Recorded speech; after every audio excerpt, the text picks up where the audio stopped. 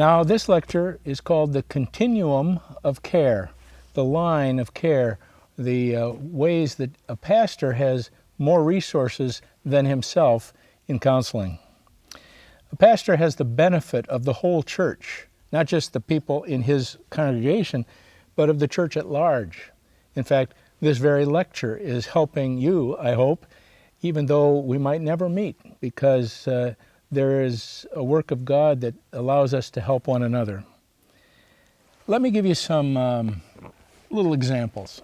A woman talks to you about her father who is a hoarder. You ever known anyone who is a hoarder? She said the house is just full of stuff. We don't know what to do. Well, my reaction was, well, someday when he's gone, just go in and clean house. But I thought maybe that's not a good idea. So I called a friend of mine who is a counselor, and I said, can we just go in and clean house? He goes, you do not want to do that. You would mess them up big time. Don't just go in and clean house.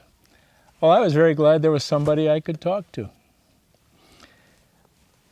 Years ago, some parents talked to me about their 10-year-old who was frequently lying, despite all their disciplinary efforts. And they were kind of tough disciplinarians, but this child kept lying.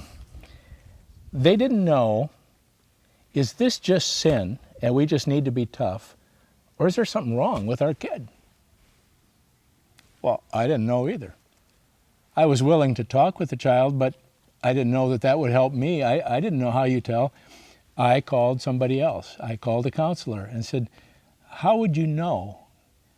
And they said, it might be helpful for them to talk to somebody who deals with children, and they could explore a little more fully what are the particulars.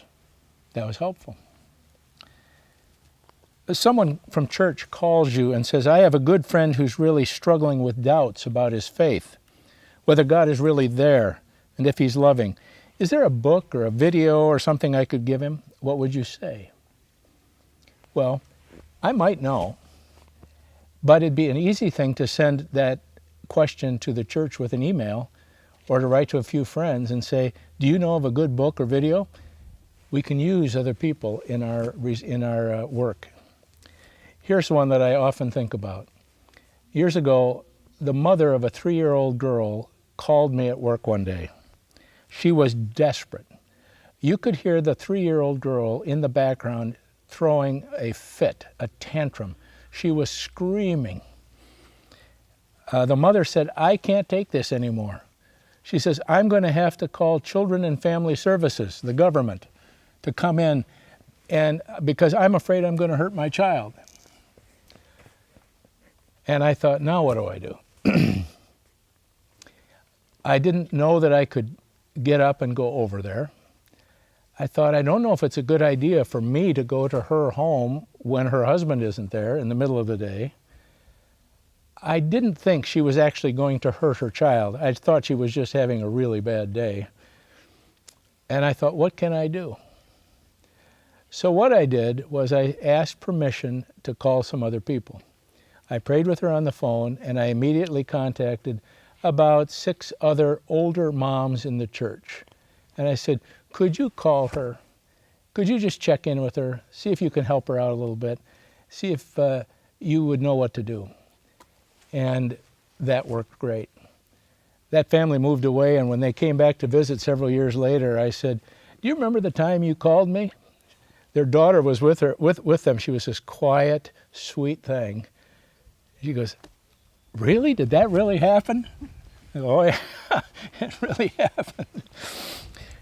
Well, the point of these little exercises is simply to remind us that as pastors, we don't have to solve everything by ourselves. We've talked often in this course about the importance of the church, of fellowship and worship and so forth. The congregation brings informal relationships that really help. It's not inappropriate to say to somebody, would you mind, here's a guy that just lost his job. I say, there's a guy at church who lost his job and he learned a lot from the Lord. Would you mind if I tell Tom to call you and just visit with you? Small groups. if you have small groups in your church, that's a great place. You can tell someone, would you be willing to share this with your small group? Now, I understand that there are some stories that they don't want to share with anybody, but there are a lot of things that you can share, and they can get people praying for them. Some churches have care ministries of one sort or another. People to come around, maybe those who are grieving, those who, maybe it's just that their children have left the house and they're really lonely for them. Somebody who's lost a job and there's a group of people who will support them. One thing to remember in all this is the importance of confidentiality. Confidentiality is expected when somebody comes to see you. They assume that you're not going to tell somebody else your story, their story. Now, it's an interesting problem because the Bible doesn't say that you must keep everything in confidence. But it's actually an act of love. We do this because we love them.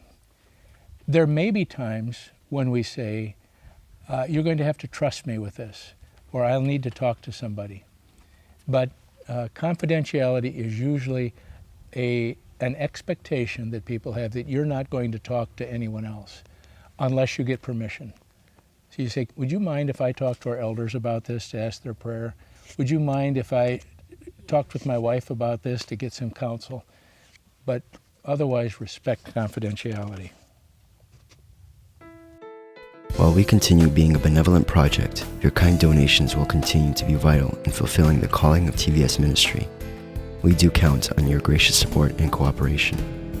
For detailed information, please visit tvsseminary.com.